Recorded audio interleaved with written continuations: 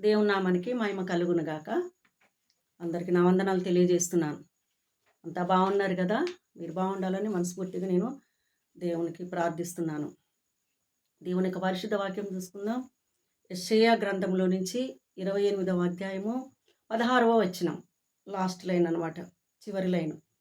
విశ్వసించువాడు కలవరపడడు. దేవుని బిడలుగా దేవుని ఎవరైతే విశ్వాసముతో ఉంటారో వారిలో ఎటువంటి కలవరము ఉండదు అని చెప్తున్నాడు అనమాట. ఈరోజు పరిశుద్ధాత్మ దేవుడు మనతో మాట్లాడుతూ ఉన్నాడు. చూడండి, విశ్వసించేవారు వారిలో ఒక మంచి లక్షణం, ఒక మంచి గుణగణం ఏంటంటే కలవరం ఉండదు. మరి ఎటువంటి విషయాన్ని కూడా, ఏ పరిస్థితుల్లో కూడా కలవరాలు ఉండవన్నమాట. చక్కగా కనపడతారనమాట మన ముందు.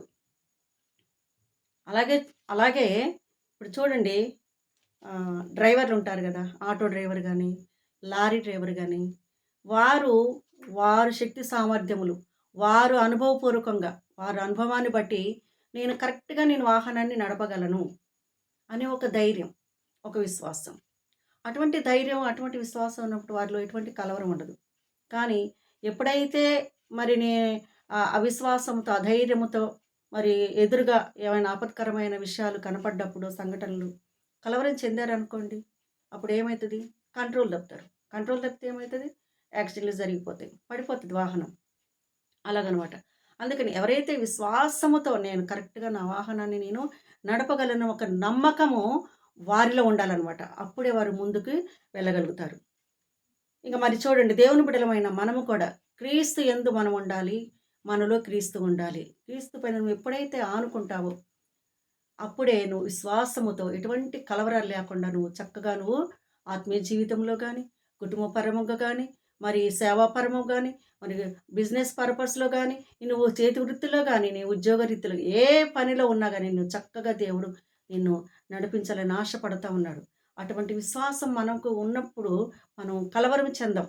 మన ముందు ఎటువంటి ప్రతికూల పరిస్థితులు కనపడ్డా ఒక ధైర్యం, ఒక విశ్వాసం, నా ప్రభు నా యందున్నాడు, నా ప్రభు నాతో ఉన్నాడు, నేను కలవరపడను, నేను అవిశ్వాసం చెందను, నా దేవుడు నన్ను నడిపిస్తాడు అని చెప్పేసి ఒక ధైర్యం మనకు ఉంటుంది అనమాట. చూడండి, ఆనాడు ఇశ్రాయేల్ ప్రజల్ని మోషే గారు ఏం చేసిండు? ఐగుప్తు ప్రాంతం నుంచి అక్కడి నుంచి బయటికి తీసుకొచ్చారు కదా. ఆ తీసుకొచ్చే ఆ క్రమంలో ఏమవుతుంది? వీరికి ఆహారం లేదని, నీళ్లు లేవని మోషే గారి పైన ఒకటే సనుగులు, గునుగులు. అలా సనిగి గునుగుతున్నప్పుడు మరి ప్రభువు చెప్పాడనమాట, మోషే బండతో మాట్లాడన్నాడు. మరి మోషే గారు బండ దగ్గరికి వచ్చి, మరి బండతో మాట్లాడడం అంటే ఏం చేశారంటే కర్రతో కొట్టిండనమాట. ఆ కర్రతో కొట్టడం వల్ల తను కానానికి చేరలేదు. సంఖ్యాకాండంలో కానానికి చేరలేదు తను.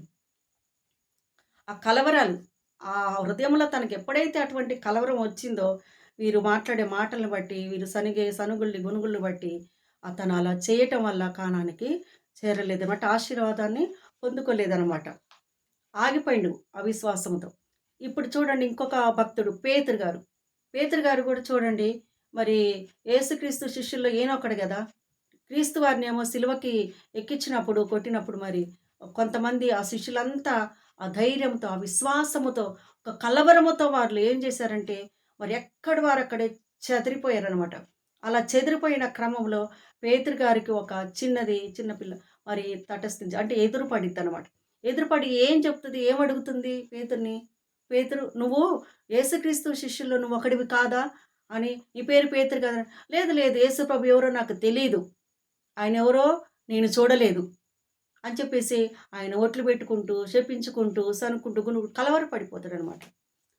అప్పుడు మరి లాస్ట్‌కి ఏమైతది? ఆ కలవరం వల్ల మరి యేసుప్రభు ఎవరో తెలీదని అన్న ఆ మాట తన హృదయములో కొద్దిసేపటికే మరి తను ఒక భయముతో, అయ్యో ప్రభువా నన్ను క్షమించు, నువ్వెవరివో నాకు తెలీదని నేను అబద్ధమాడి నన్ను క్షమించయ్యా, నా తప్పు మన్నించయ్యా అని చెప్పేసి ఒక పశ్చాత్తాపం, ఒక కన్నీరు, ఒక ప్రార్థన, అంటే అలాగా పశ్చాత్తాపపడ్డాడనమాట.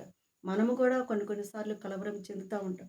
ఆ కలవరాలన్నీ పోవాలంటే క్రీస్తు పైన నువ్వు ఆనుకున్నట్టయితే, క్రీస్తులో నువ్వు నిలిచి ఉన్నట్లయితే ఖచ్చితంగా నిన్ను విశ్వాసముతో నిన్ను నింపి ముందుకు నిన్ను ఏ పనిలో ఉన్నా కానీ, నువ్వు సేవలో ఉన్నావా, నువ్వు సంఘాన్ని ముందుకు నడిపించే పనిలో ఉన్నావా, కుటుంబ బాధ్యుడిగా మరి కుటుంబాన్ని ముందుకు నడిపించే క్రమంలో ఉన్నావా, ఒక ఉద్యోగ రీతిలో ఉండి దాన్ని మరి నీ ఉద్యోగ బాధ్యతలు నిర్వర్తించే పనిలో ఉన్నావా? మరి చేతి వృత్తుల పనిలో ఉన్నావా? ఏ బిజినెస్‌లో ఉన్నా గానీ దేవుడు ఒకటే మాట చెప్తున్నా ఈరోజు విశ్వాసముతో ఉండినప్పుడు నీలో ఎటువంటి కలవరం ఉండదు. నీ పని నువ్వు చక్కగా చేసుకుంటూ వెళ్ళగలుగుతావు. ఆ పని పాటలు దేవుడు నీకు తోడుగా ఉంటాడని దేవుడు మాట్లాడుతా ఉన్నాడు. ఈ కొద్ది మాటలు మీకు, మీ కుటుంబానికి, మీ పిల్లలకు దీవెనకరంగా, మీ పని పాటలు ఆశీర్వాదకరంగా మలచబడును గాక. ఆమేన్.